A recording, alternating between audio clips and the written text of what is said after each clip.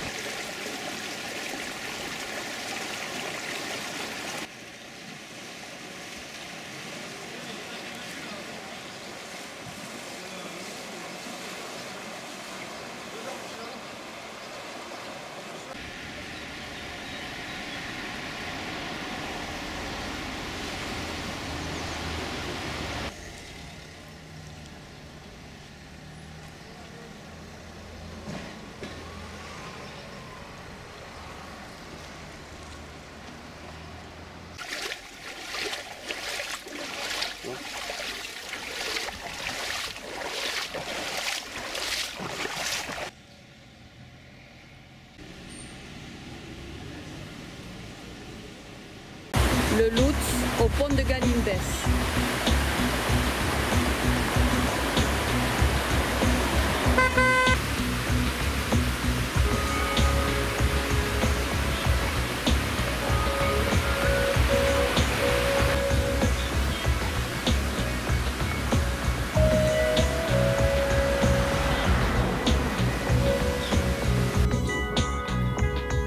Route de Balette au niveau du tir à l'arc.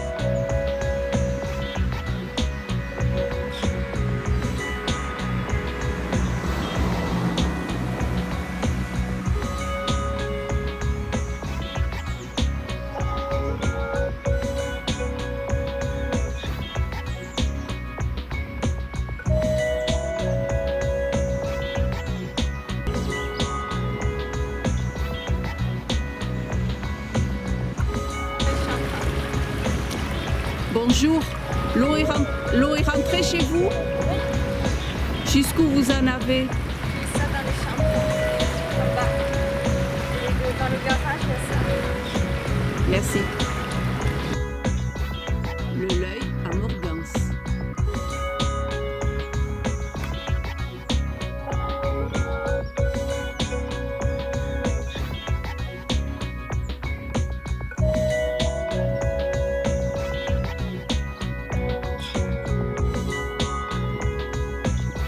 Le L'Œil de France à Peyre.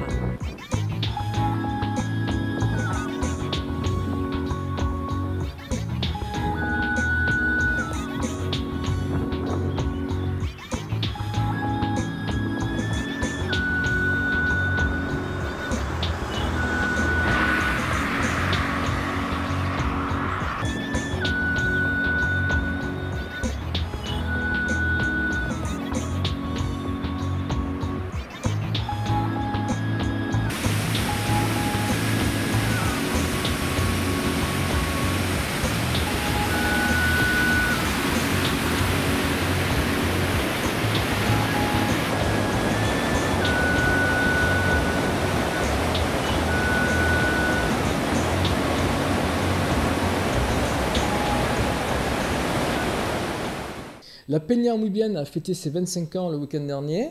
Voici pour commencer quelques images de la conférence Toros y Emoción qui a eu lieu vendredi soir.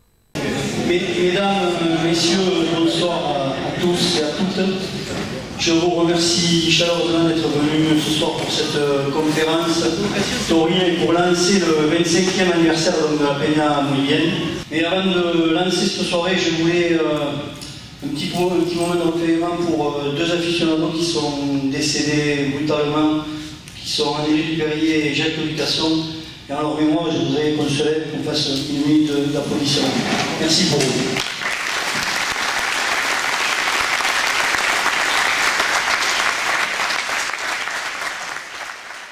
Qui a été choisi ce soir, lorsque j'ai reçu le carton d'invitation, il y avait un sujet qui était taureau et émotion. Voilà, deux sujets qui me tiennent à cœur à tous les quatre, à tous les cinq, à une époque pour moi et maintenant très d'actualité pour ceux qui sont assis à côté de moi. Ça tombe très bien puisque c'est un sujet qui n'a pas été choisi par hasard, j'imagine, qui nous lie tous, on est tous d'univers différents. Je vais commencer, alors il n'y a pas d'ordre d'ancienneté ici ce soir qui va primer, mais simplement l'ordre de ceux qui se trouvent près de moi. Mathieu Guillon, qui vient en voisin puisqu'il habite pas très loin d'ici, du côté de Saint-Sevé, qui est un matador de taureaux et qui est désormais officie dans l'arène en tant que mandérillero, au service donc de jeunes toreros ou de matadors. Et ici j'ai Guillaume Basse, que beaucoup connaissent également, et qui est donc lui éleveur de taureaux. Hein, on parlait de ce sujet-là. Ces deux garçons qui ont affronté des taureaux d'une certaine façon, l'un dans l'arène, et qui les affrontent au quotidien.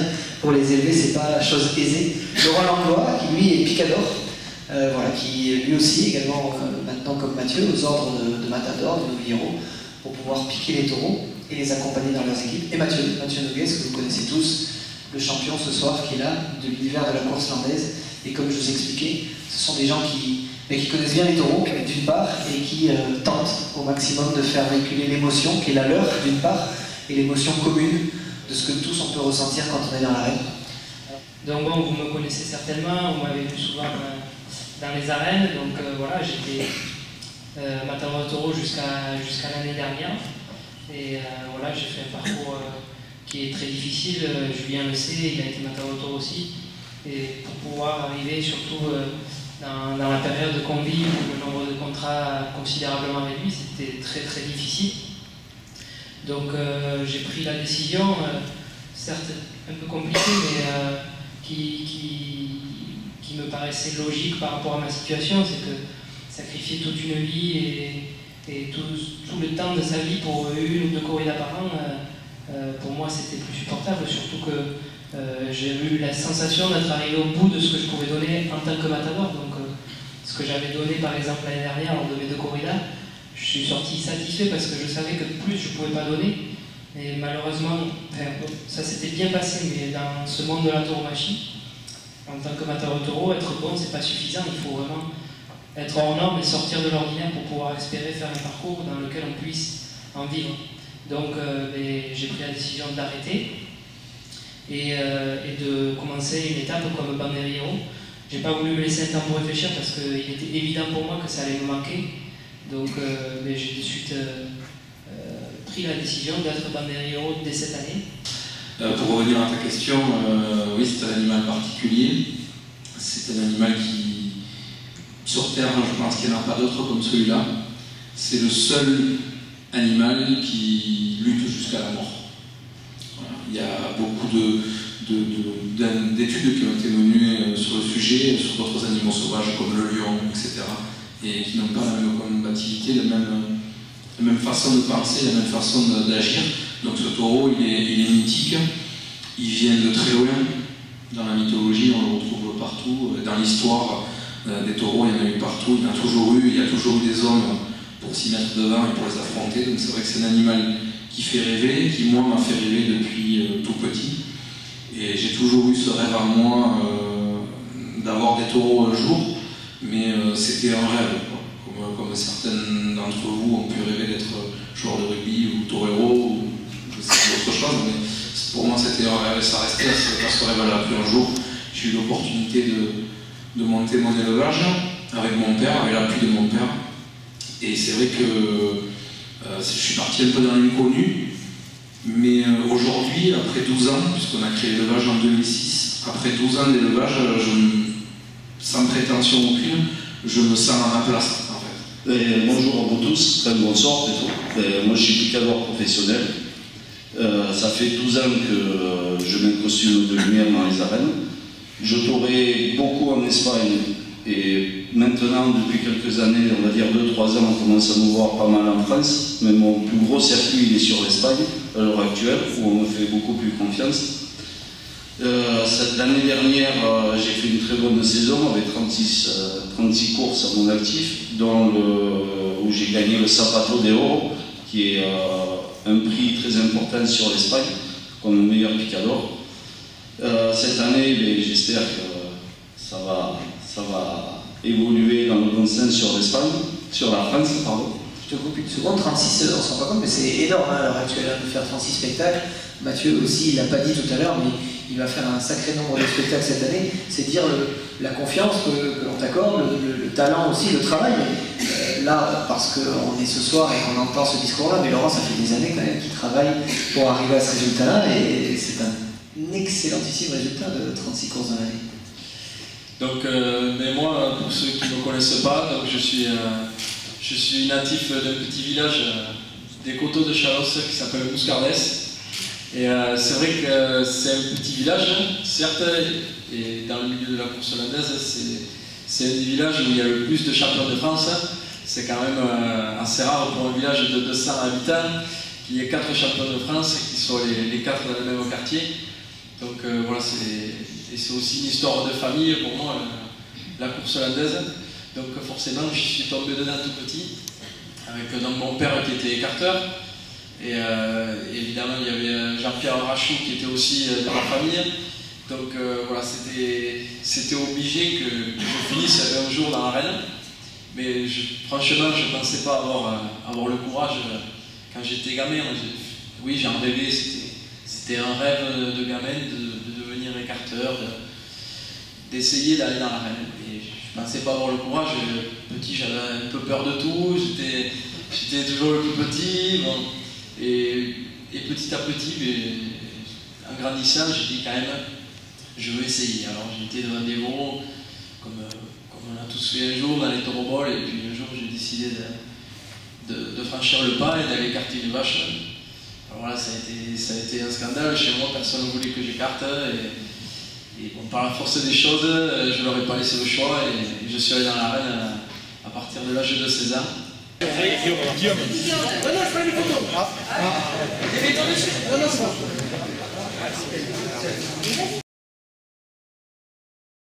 Mais les 25 ans de la Muy-Bien, ce n'était pas que la conférence, c'était aussi une journée festive organisée dans la rue, près de son siège.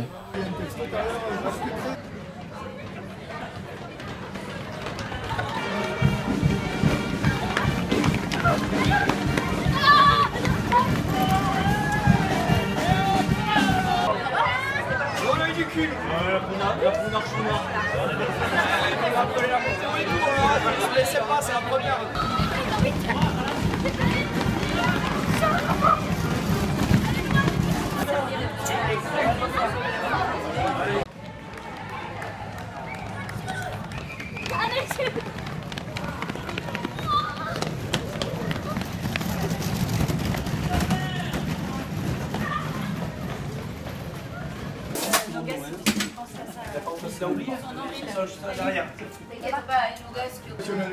Bon, on va le mettre au frais pour les filles. Bon alors président, maintenant que tu es officiellement une PNA du Pouilly-Nordistan, qu'est-ce que ça a apporté comme changement? Bon, on a été annexé dernièrement par un dictateur qui était quand même élu au tirage au sort, chose qui est très rare dans le pays, en France quand même. Et notre plus grande crainte, c'est le changement de monnaie. Pour l'instant, on est encore en euros. On se demande si l'année prochaine, on ne sera peut-être pas avec une nouvelle monnaie. Donc, il faudra peut-être faire des échanges pour venir ici boire un coup pour les fêtes de 2019-2020.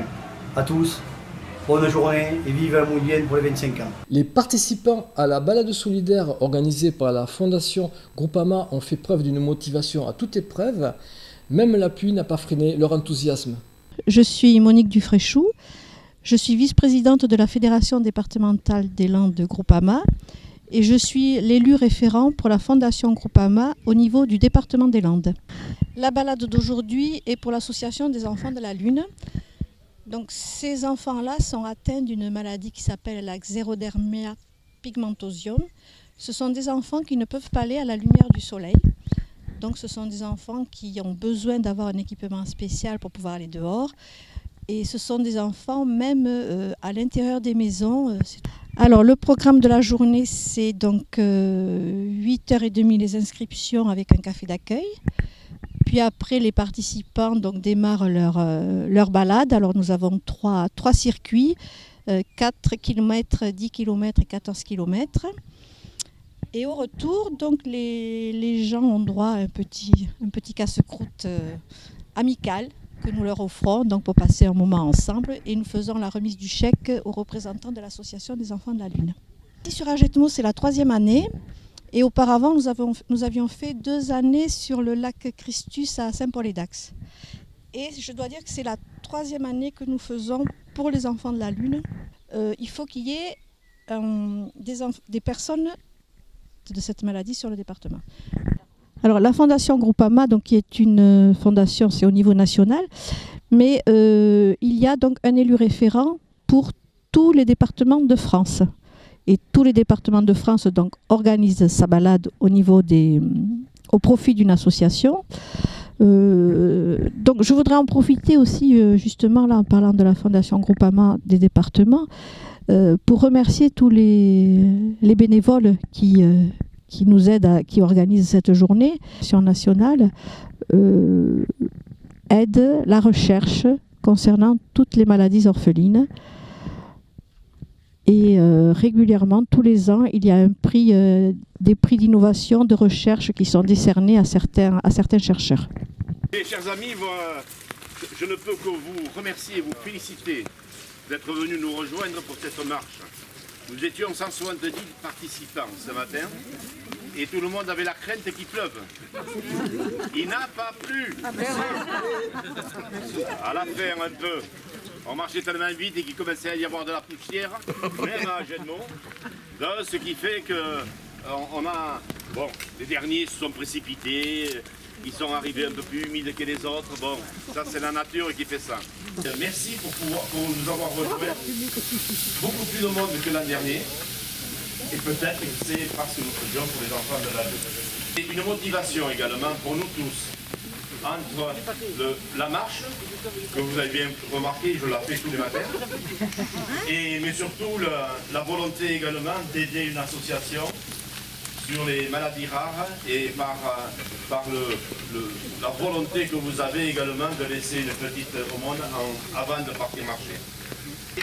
Et d'abord je tiens, et vous allez les applaudir, à remercier les secours qui sont restés là pour nous accompagner. Bravo. Merci. Bravo. Vous avez le message, on n'a rien eu à faire. Tant mieux. Mais à un moment donné, j'ai failli faire appel. Ah, pourquoi? Et bon, je suis fatigué, moi. Non, mais merci beaucoup, parce qu'il faut dire qu'ils sont venus gracieusement pour ouvrir cette journée. Et je vous remercie. Bravo. Alors, je vais laisser la parole à Pascal. Merci, cher Gérard. Mesdames et messieurs, je suis très heureuse de venir partager un petit moment avec vous, apporter ma contribution à votre association, même si je n'ai pas fait la marche ce matin. Je suis très heureuse qu'Agetmo accueille régulièrement cette solidarité, cet événement solidaire. J'en suis très heureuse et j'en suis très fière. Donc, cher Gérard, je t'en remercie. Mon collègue Jean-Pierre Lalaude, ici présent aussi, est un acteur de ces événements. Et puis, j'espère que nous ferons un peu mieux l'an prochain. C'est-à-dire que j'espère que vous reviendrez, qu'il y aura encore plus de monde. Et puis que nous aurons un plan B pour que vous puissiez attendre un petit peu avant de prendre la douche. Et pour que vous puissiez manger un morceau et prendre un verre de manière très agréable. Voilà. Pascal, tu prends un morceau. Voilà. Un chèque de 1 700 € que nous avons récupéré ce matin.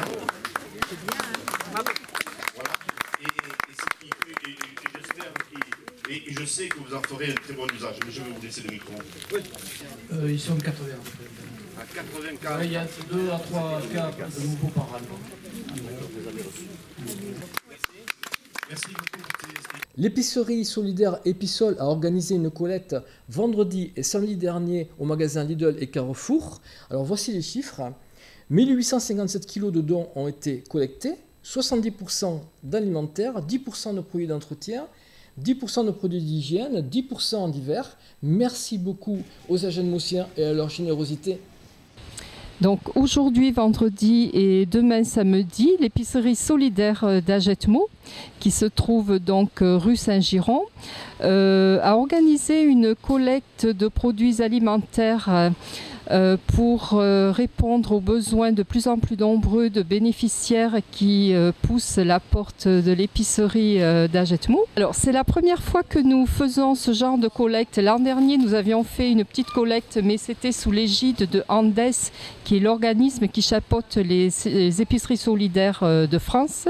Là cette année nous le faisons donc tout seul parce que nous avons de plus en plus de bénéficiaires à servir. Voilà, donc nous avons bien sûr besoin de produits d'hygiène, de produits alimentaires. Voilà, donc nous faisons appel un petit peu à la générosité des Agetmosiens et de tous ceux qui habitent autour d'Agetmo. Voilà, donc la collecte donc, se fait dans 2 magasins partenaires de l'épicerie, donc le Carrefour Agetmo et le Lidl Agetmo, route d'Orthès. C'est-à-dire que ces 2 magasins sont nos partenaires et nous permettent très régulièrement de venir récupérer les produits de ramasse, c'est-à-dire des produits invendus qu'ils nous donnent très généreusement et dont nous faisons profiter les bénéficiaires. Puisque l'épicerie, bien sûr, est ouverte à ce qu'on appelle, nous, l'ancien canton d'Agetmo, pour tous ceux qui rencontrent des difficultés économiques et qui peuvent venir nous rencontrer pour obtenir des produits à moindre coût, ce qui peut les aider un petit peu à passer ce mauvais cap et repartir quelquefois sur de bonnes bases. Les horaires de l'épicerie, donc l'épicerie est ouverte le lundi après-midi de 14h à 17h, 16h30, ainsi que le jeudi après-midi aux mêmes horaires. N'oubliez pas que vendredi prochain 15, l'association Chalosse-Tours en scène organise sa dernière représentation exceptionnelle. La pièce qui sera jouée est Un pyjama pour 6. Merci beaucoup de votre attention. Ce journal est maintenant terminé. Pensez au pouce bleu. Merci, à la semaine prochaine.